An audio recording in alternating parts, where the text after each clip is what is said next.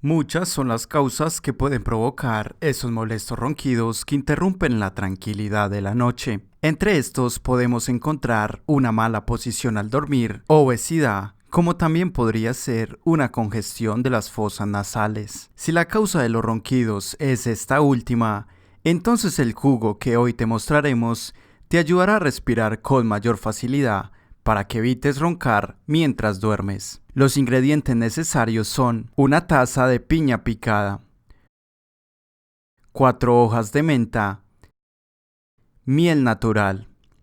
La preparación de este jugo es sumamente sencilla. Debemos agregar los ingredientes con una cucharadita de miel a una licuadora. Luego licuamos hasta tener una consistencia homogénea. Cuando la tengamos, podemos servir y consumir un vaso antes de ir a dormir. En los ingredientes de este jugo estaremos usando las cualidades antiinflamatorias de la piña, como también las capacidades expectorantes de la menta, las cuales nos ayudarán a despejar las vías respiratorias y así respirar con normalidad. Si a pesar de tomar este jugo, sus ronquidos continúan, debería consultar con un médico para una revisión de su caso, pues puede tratarse de una condición mucho más seria. Si este video te gustó, visita nuestra página web para que encuentres más consejos de cómo mejorar la salud. Recuerda también darle me gusta a este video, compartirlo con tus amigos y suscribirte para que te enteres de nuevo contenido todos los días. Esta información no reemplaza la opinión de un experto médico.